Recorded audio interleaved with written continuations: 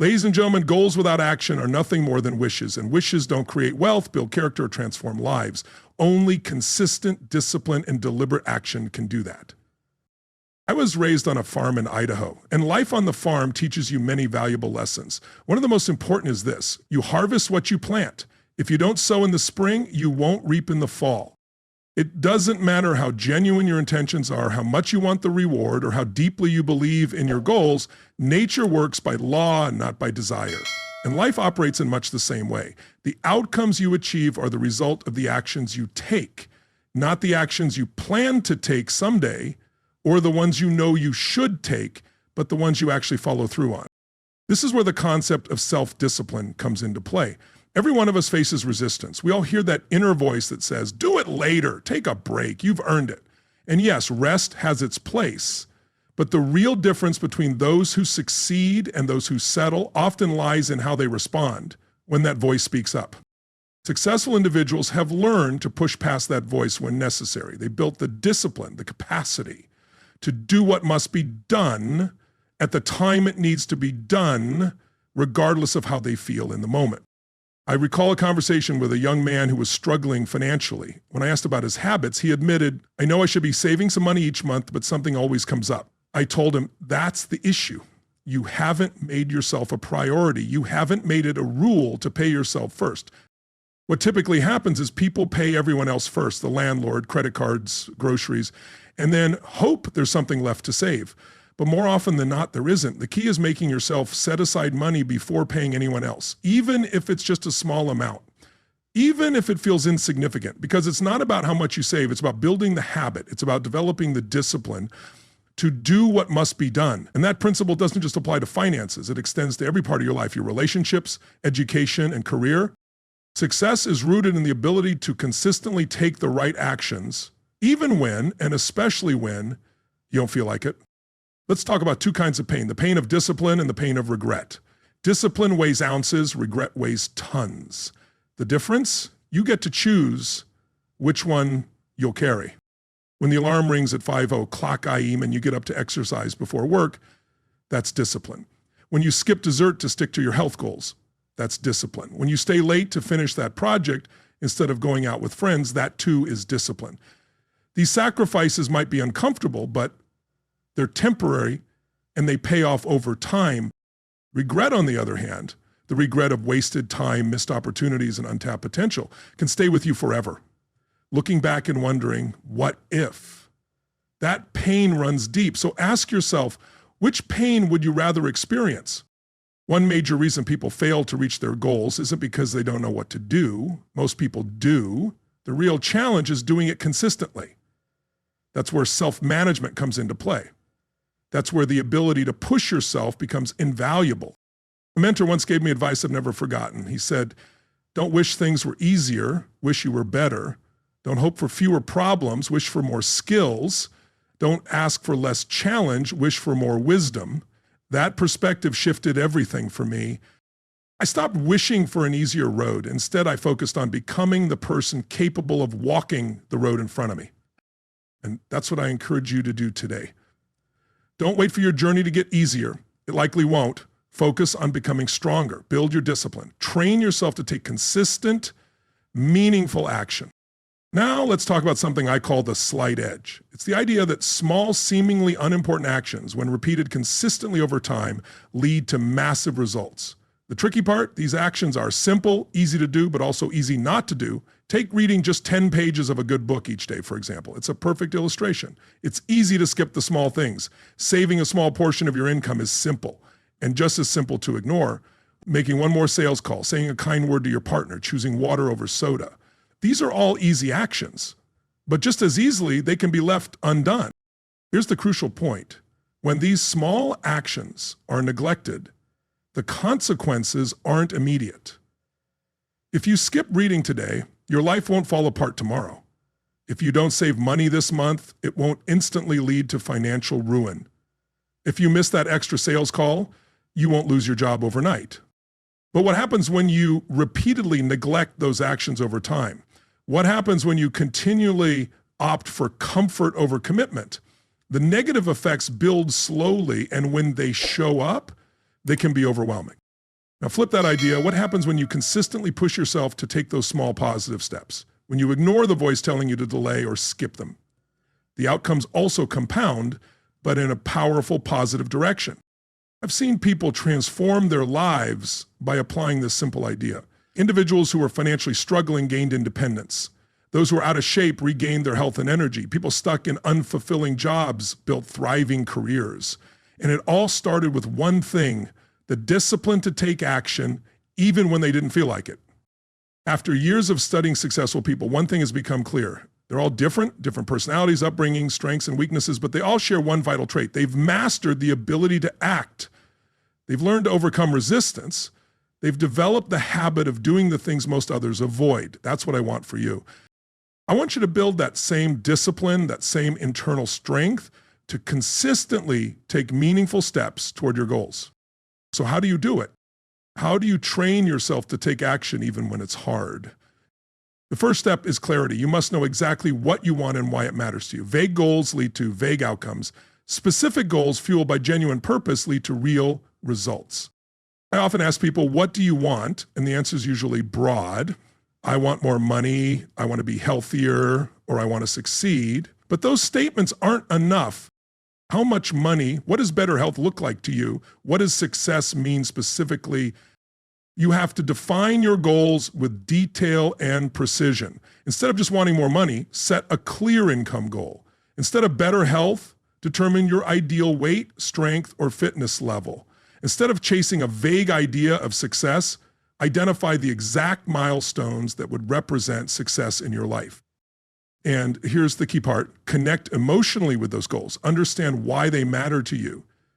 What's driving you? Ask yourself, what impact will achieving your goals have on your life, on your family, on your overall sense of fulfillment and purpose? When your why is strong, the how becomes more manageable. When you're truly connected to the reasons behind your goals, taking action becomes far less of a battle. Second, you need a plan. Break your goals into practical, actionable steps. The journey of 1,000 miles genuinely begins with a single step, then another and another. So what's the very first step you can take to move closer to your goal? Then what comes after that? Lay out the path as clearly as you can. Now that path will likely evolve. You'll encounter setbacks you didn't see coming. You might find better routes along the way. That's completely okay. What matters most is having direction and a set of actions you can begin with. Third, and this is where many fall short, you must establish habits, routines, and systems that support your goals. You need to structure your life in a way that makes progress easier and more natural. If you're aiming to write a book, you might build a daily habit of writing for 1 hour each morning before the rest of your responsibilities take over. If you're working toward financial freedom, you could set up automatic transfers into your investment account the moment your paycheck hits. If you're focusing on improving your health, perhaps you plan and prep nutritious meals every Sunday. These systems reduce reliance on motivation and minimize decision fatigue. They make it far more likely that you'll stay on track even on days when motivation is low. Fourth, build in accountability. As social beings, we're influenced by the expectations and feedback of others. You can use this to your benefit. Share your goal with someone you respect. Let them know your plan and ask them to check in on your progress. Consider joining a group of individuals who are also pursuing big goals, or find a coach who will challenge you to hold yourself to a higher standard. When someone else is aware of your goal and checking in, you're more likely to stay consistent even when your initial excitement fades. Fifth, track your progress. What gets measured gets improved. Keep a record of your actions and outcomes. Whether it's a journal, an app, or a spreadsheet, find what works for you and use it consistently. This does two key things. It shows whether your efforts are effective, and it gives you a motivational boost. There's something powerful about seeing evidence of progress. Even the small wins matter. Now let's address something important. Forcing yourself doesn't mean being harsh or unkind to yourself. It's not about ignoring your limits or pushing yourself to the point of burnout. It's about being honest with yourself. It's about distinguishing between real limitations and convenient excuses. And it's about recognizing that discomfort is not the same as harm. I once spoke with a successful entrepreneur who had built a multi-million-dollar business from the ground up. When I asked him about those early years, he described them as incredibly challenging: long hours, constant risks, frequent rejection. But then he said something that stayed with me. I never confused being uncomfortable with being unhappy. The discomfort was temporary. The fulfillment of building something meaningful far outweighed it. That's a powerful perspective. Discomfort doesn't mean something is wrong. It often means you're growing. Real progress happens outside of your comfort zone. If you wait to feel fully ready or totally comfortable before you act, you'll likely be waiting forever. Let me share a concept that might shift your perspective: activation energy. In chemistry, activation energy is the minimum amount of energy required to start a reaction. After that, the reaction can continue on its own with far less effort. Human behavior often works the same way. The hardest part of working out, it's not the workout itself, it's getting up and changing into your gym clothes. The hardest part of saving money, it's not the act of saving, it's resisting the impulse to spend. The hardest part of making a sales call, it's simply picking up the phone. Once you get started, momentum tends to take over. So instead of focusing on the entire task, focus on initiating it. Tell yourself, I'll just put on my running shoes and step outside, or I'll just write one paragraph, or even I'll just make one call. Often that small push is enough to carry you forward. The activation energy is only needed at the start. Continuing gets easier from there. Another strategy that can help you follow through on your goals is something I call raising the stakes. In other words, make it harder to not take action than to take action. For example, you might give a trusted friend $500, 0 cents, and instruct them to donate it to a cause you strongly disagree with if you don't complete a specific task by a set deadline. Or you might make a public commitment. Declare your goal openly, knowing your reputation is on the line. Now, to be clear, this isn't about punishing yourself. This isn't negative motivation. The idea is to create meaningful consequences that help you overcome momentary discomfort in pursuit of long-term goals. I often say that discipline is the bridge between goals and achievement, and discipline often comes down to this: doing what needs to be done, even when you don't feel like it.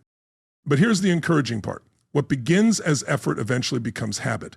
With consistent repetition, actions that once felt difficult or unnatural begin to feel routine. Tasks that initially required strong willpower gradually become automatic. And that's one of the most remarkable things about being human. We are capable of adapting. We grow, we evolve. And when you continually push yourself to act in alignment with your goals, you're not just making progress, you're also reshaping who you are. You're becoming more disciplined, more resilient, and more capable of future success. I've witnessed this transformation many times. People who once struggled to save even a few dollars become thoughtful, disciplined investors. Individuals who couldn't jog for 5 minutes go on to finish marathons. People who used to avoid speaking in public become confident, persuasive communicators. These changes rarely happen overnight. They build gradually through steady, persistent effort, but over time, the results can be extraordinary. And it all starts with the simple decision to act, to do what must be done, regardless of how you feel in that moment. Let's talk now about some specific situations where you may need to apply this principle. First, you may need to force yourself just to get started. Inertia is powerful. An object at rest tends to stay at rest. And people who haven't taken action tend to keep not taking action. That initial resistance can be the hardest part. It takes a conscious choice to step out of comfort and into movement. Don't wait for motivation. Don't wait until everything feels perfect. Start now. Start with what you have and where you are. That first step, however small, is essential. Second, you may need to force yourself to persist when progress is slow. This is where many people lose momentum. They begin with energy and optimism, but when results don't come quickly, their motivation fades, they give up. But remember the compound effect. Small, consistent actions create significant outcomes over time. You have to allow time for that compounding to take place. You have to keep going even when it feels like nothing is happening. Think of the bamboo farmer.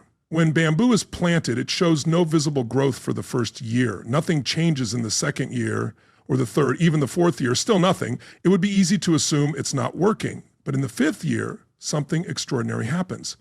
You water, tend, and care for this plant day after day, and yet there's no visible sign of progress. But in that fifth year, something extraordinary happens. The bamboo suddenly shoots up, growing as much as 80 feet in just 6 weeks. But here's the truth.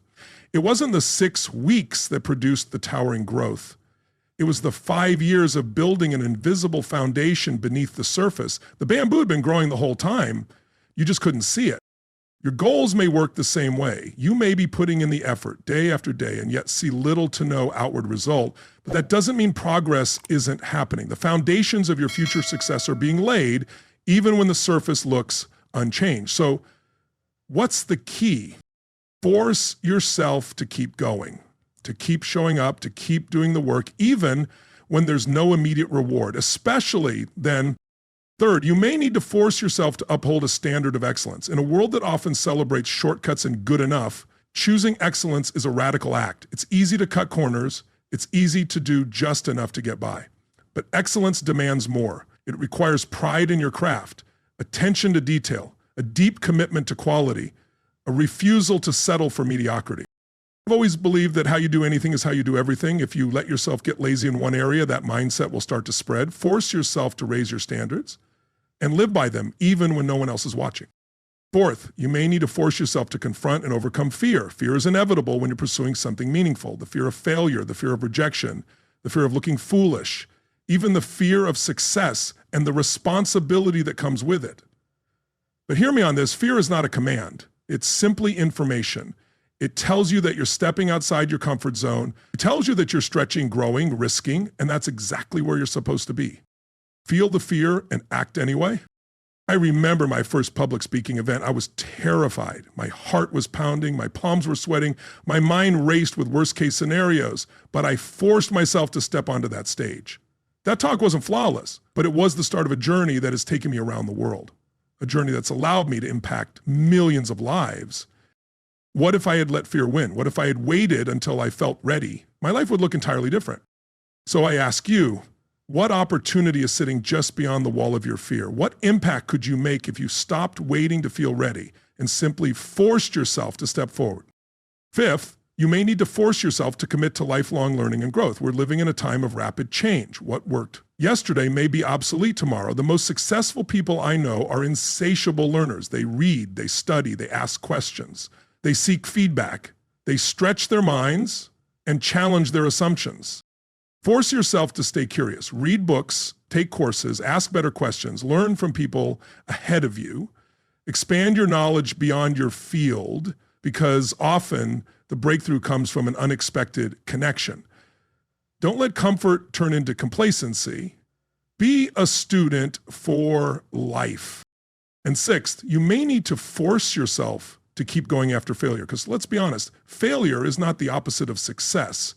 It's a critical part of the path. Every significant achievement is preceded by countless failures. The key isn't to avoid failure, it's to respond to it correctly. When you face a setback, and you will, force yourself to extract the lesson. Force yourself to get back up, to recalibrate, to try again, maybe with a different approach, maybe with a stronger mindset, but try again. And most importantly, force yourself to see failure not as a verdict on your potential, but as valuable feedback, guidance that can illuminate your next move. I once spoke with a prolific inventor who holds dozens of patents. I asked him about his process, and what he told me stuck with me ever since. He said, for every successful invention, there are hundreds of failures, but I don't see them as failures. I see them as experiments that yielded valuable data. Each one eliminated a way that didn't work and brought me one step closer to the one that would. What a powerful perspective. What if you approach your goals the same way? What if you viewed every setback not as a signal to stop, but as a stepping stone, a necessary part of the path to success? Now, let's talk about something that silently kills more dreams than failure ever will: perfectionism. Perfectionism often masquerades as a high standard, but in truth, it's rooted in fear. It whispers, if I can't do it perfectly, I shouldn't do it at all. That's a trap. A dangerous lie, because perfectionism paralyzes.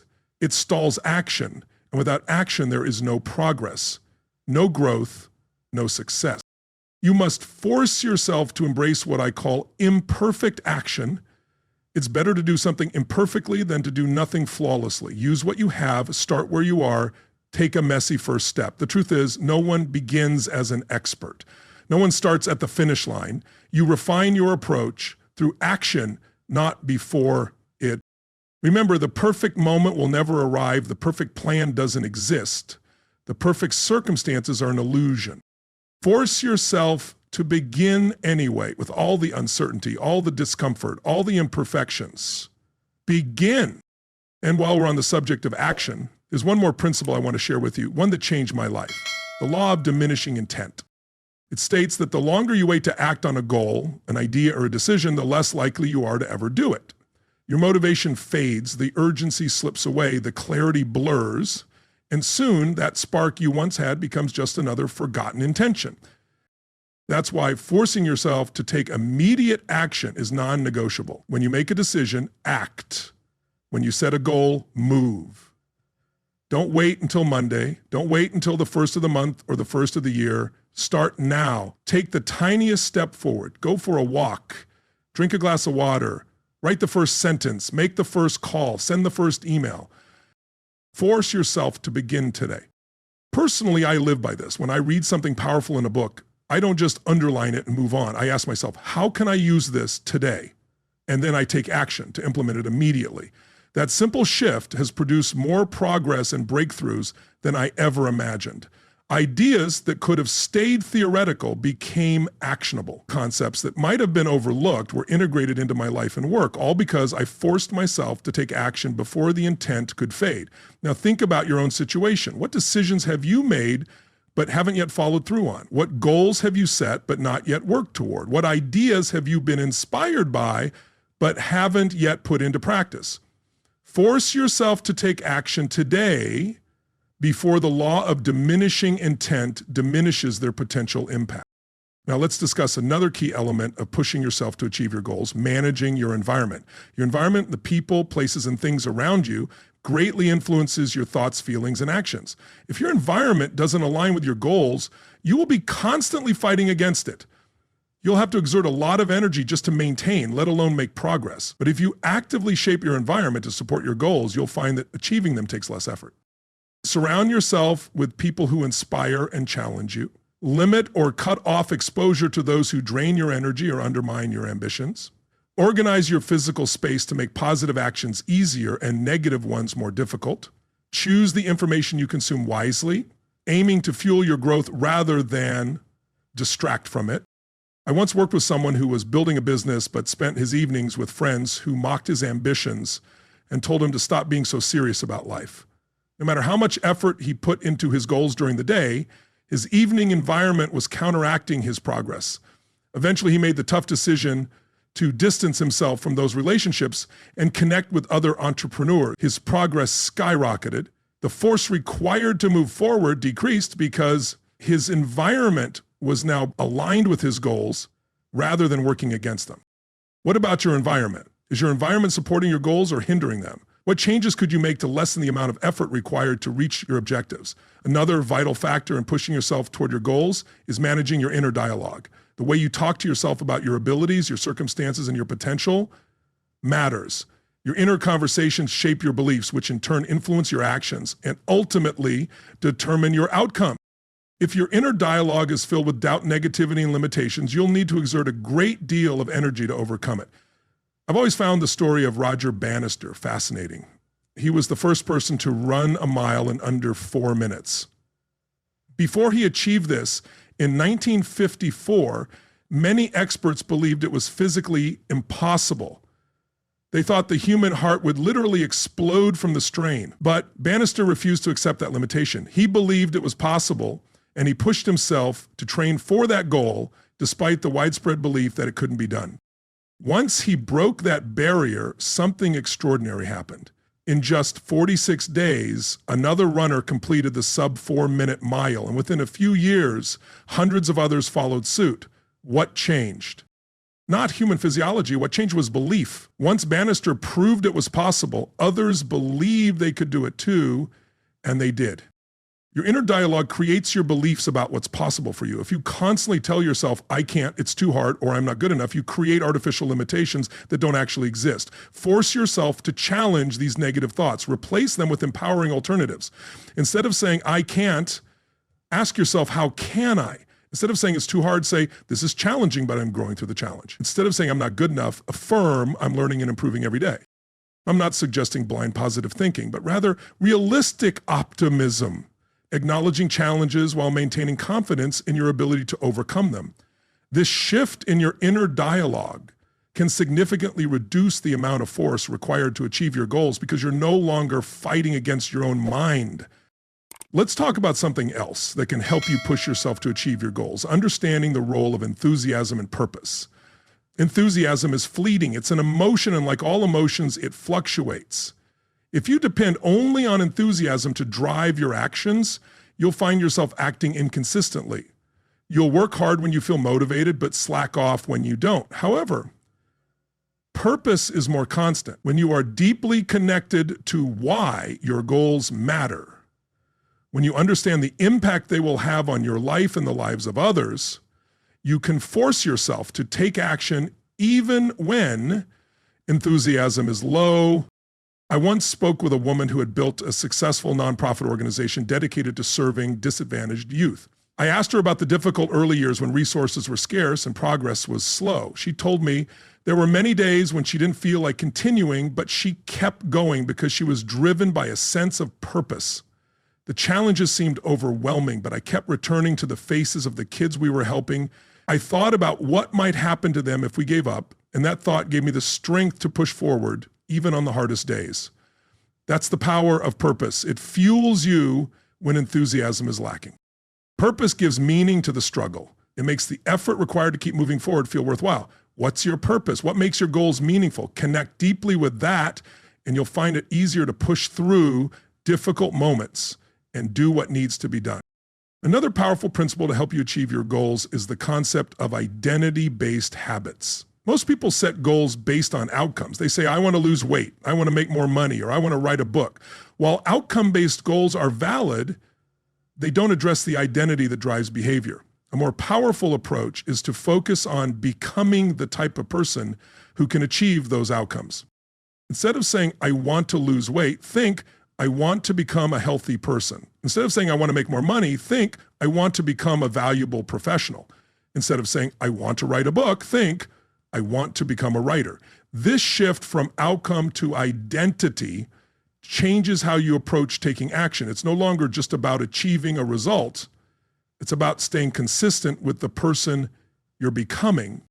When faced with a choice, exercise or watch TV, save or spend, write or procrastinate, you can ask yourself, what would a healthy person do? What would a valuable professional do? What would a writer do? These questions make decisions clearer and provide motivation that goes beyond a specific goal.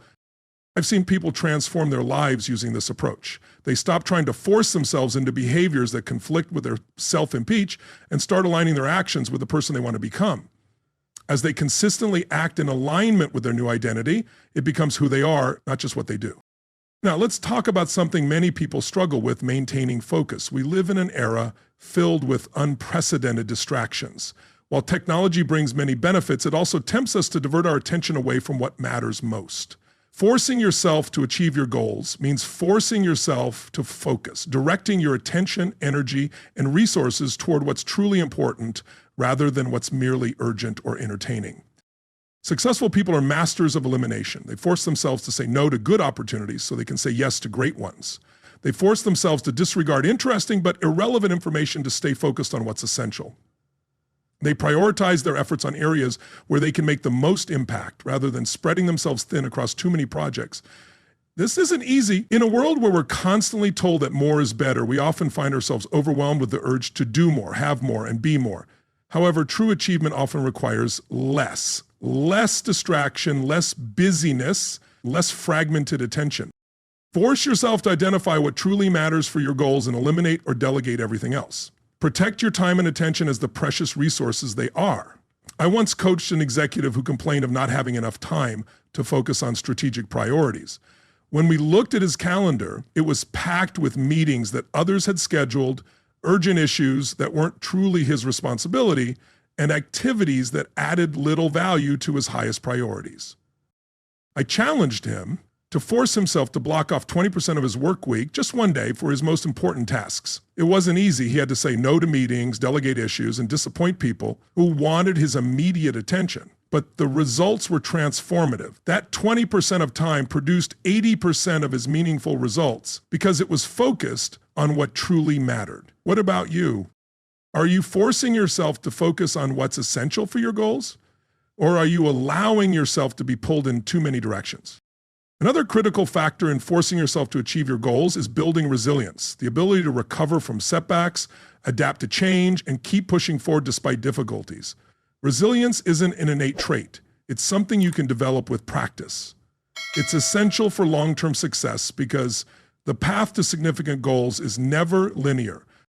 Force yourself to see challenges as opportunities for growth rather than reasons to quit. Force yourself to seek out lessons in failure rather than seeing it as evidence of your limitations. Force yourself to adapt to changing circumstances rather than clinging to what's comfortable but no longer effective. I recall working with a business owner whose company was devastated by an economic downturn. His industry changed overnight, and the business model that had worked for decades suddenly became irrelevant. Many of his competitors failed, either unable or unwilling to adapt. However, this individual pushed himself to see beyond immediate challenges. He made the effort to learn new skills, explore fresh markets, and rebuild his business from the ground up. It wasn't easy. There were moments of doubt, fear, and frustration, but he persisted. Within a few years, his company not only survived, but thrived in ways he never thought possible before the crisis. This is resilience in action. It's not about avoiding difficulties, but about how you respond to them. Building resilience often requires forcing yourself to maintain a constructive outlook even when things are tough. As we approach the end of our time together, I want to highlight something important. Pushing yourself to achieve your goals doesn't mean becoming a workaholic or neglecting your well-being. In fact, it's the opposite. True success involves balance. It means taking care of your physical health, nurturing your relationships, and making time for rest and recovery. Sometimes pushing yourself means knowing when to stop working and take time to recharge. It means setting boundaries that protect your energy and well-being. Too many people achieve their goals at the cost of their health, relationships, and happiness. That's not true success. It's an expensive victory. Real success enriches every aspect of your life, not just one. So, while you strive to reach your goals, also remind yourself to keep perspective. Celebrate progress, not just completion. Learn to enjoy the journey, not just focus on the destination. Force yourself to appreciate what you have, even as you work toward what you want. Ultimately, pushing yourself to achieve your goals is about becoming the person you're meant to be. It's about unlocking your potential, not simply ticking off tasks on a to-do list. It's about growth, contribution, and living a life full of meaning and purpose. You have greatness within you. You possess untapped potential, and reaching it often requires force, the intentional decision, to do what must be done to become who you're meant to be and create what only you can create. So I challenge you today. What goal matters most to you right now? What dream have you been putting off? What potential within you is waiting to be expressed? And what one action can you take today, right now, to move toward that goal, that dream, that potential? Force yourself to take that first step. Not tomorrow, not when you feel more ready, and not when everything is perfect, but now. Then force yourself to take another step and another and another. Build a habit of disciplined action. Develop the strength to push through temporary discomfort for lasting achievement. Become the type of person who does what needs to be done, no matter how they feel. That's how goals are accomplished. That's how dreams come true. That's how potential is realized through consistent, deliberate action. You can do this. You have everything you need right now. Go out and prove it to yourself, one action at a time. Thank you.